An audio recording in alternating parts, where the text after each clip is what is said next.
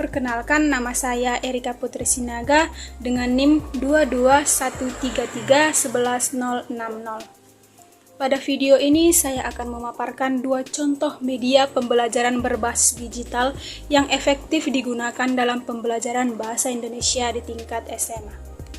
Video ini dibuat untuk memenuhi mata kuliah Desain Pembelajaran Bahasa Indonesia berbasis digital. Baiklah, langsung saja kita ke contoh media yang pertama, media pembelajaran berbasis digital yang efektif digunakan dalam pembelajaran bahasa Indonesia di tingkat SMA. Yang pertama itu ada aplikasi e-learning interaktif. Aplikasi ini dirancang khusus untuk memfasilitasi pembelajaran bahasa Indonesia dengan menggunakan berbagai fitur yang interaktif dan yang menarik bagi siswa.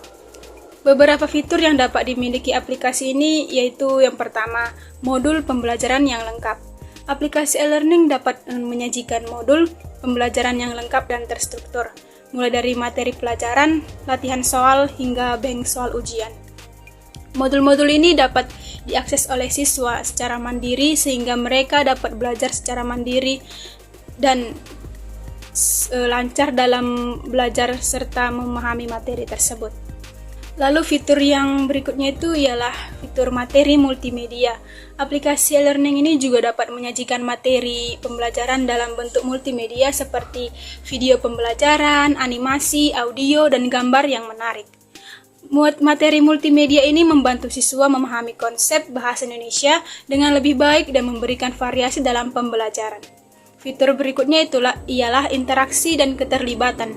Aplikasi e-learning dapat menyediakan fitur-fitur interaktif yang melibatkan siswa secara aktif dalam pembelajaran. Misalnya itu melalui forum diskusi, siswa dapat berinteraksi dengan sesama siswa, atau guru untuk bertukar pendapat, menjawab pertanyaan, atau mendiskusikan topik pembelajaran. Selain itu juga, aplikasi ini juga dapat menyajikan kuis interaktif atau permainan pendidikan yang melibatkan siswa secara langsung. Fitur berikutnya ialah pelacakan kemajuan. Aplikasi e-learning dapat mencatat kemajuan belajar siswa seperti skor latihan, tingkat pemahaman, dan kehadiran. Hal ini memungkinkan guru untuk memantau perkembangan siswa secara individu dan memberikan umpan balik yang tepat untuk membantu siswa meningkatkan pemahaman mereka.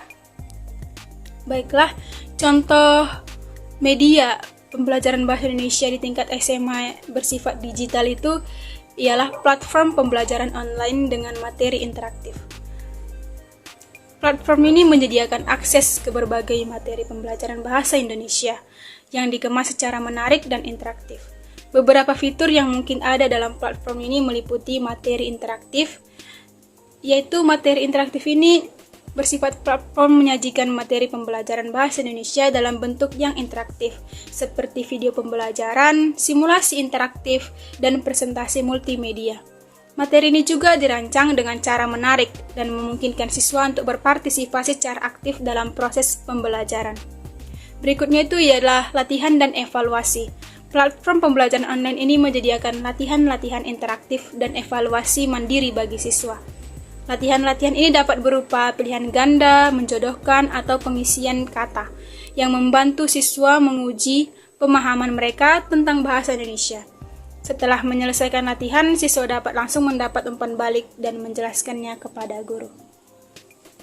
Di sini saya juga akan menjelaskan beberapa keunggulan dari aplikasi e-learning dan platform online dengan materi interaktif.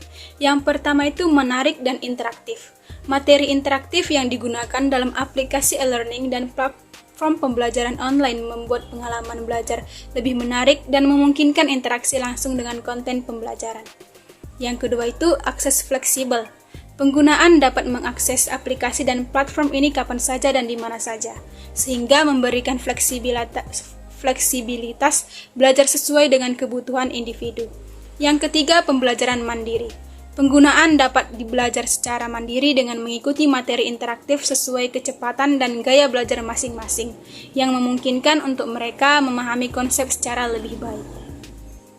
Yang keempat itu juga ada penggunaan multimedia. Penggunaan elemen multimedia seperti video, audio, gambar, dan animasi membantu pengguna memahami konsep secara visual dan audiovisual, meningkatkan pemahaman dan retensi informasi. Yang kelima itu ada pendekatan pembelajaran yang beragam. Aplikasi e-learning dan platform pembelajaran online ini menawarkan berbagai metode pembelajaran seperti tes interaktif, latihan interaktif, dan permainan edukatif, memungkinkan pengguna belajar dengan cara beragam dan menarik.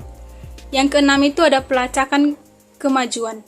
Aplikasi dan platform ini dilengkapi dengan fitur pelacakan dan penilaian kemajuan, memungkinkan pengguna untuk memantau perkembangan belajar mereka dan mengidentifikasi area yang perlu diperbaiki. Yang ketujuh itu ada kolaborasi dan interaktif. Penggunaan dapat berinteraksi dengan instruktur dan peserta lain melalui fitur forum diskusi dan sesi tanya jawab, memfasilitasi pembelajaran kolaboratif dan pertukaran pemikiran. Yang kedelapan itu ada akses ke sumber daya tambahan. Yang kesembilan itu kemudahan pembaruan materi.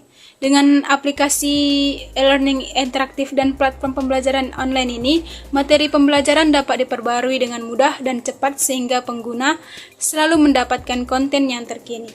Dan yang terakhir itu, keunggulan terakhir itu pada aplikasi e-learning interaktif dan platform pembelajaran online itu, lingkungan pembelajaran yang aman. Aplikasi dan platform ini menyediakan lingkungan pembelajaran yang aman dan terkendali, meminimalkan gangguan dan memastikan fokus penuh pada proses pembelajaran.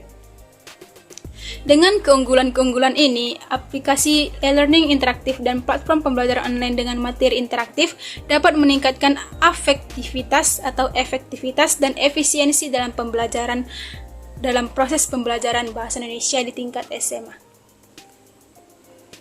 Baiklah, sekian pemaparan 2 contoh media pembelajaran bersifat digital pada tingkat SMA. Semoga pemaparan ini dapat membantu kita dalam bagaimana cara kita menggunakan atau bagaimana cara kita memilah dan memilih materi apa atau media apa yang ingin kita gunakan dalam pembelajaran bersifat digital pada tingkat SMA. Saya minta maaf juga jika ada kesalahan dalam video ini. Sekian, saya ucapkan terima kasih.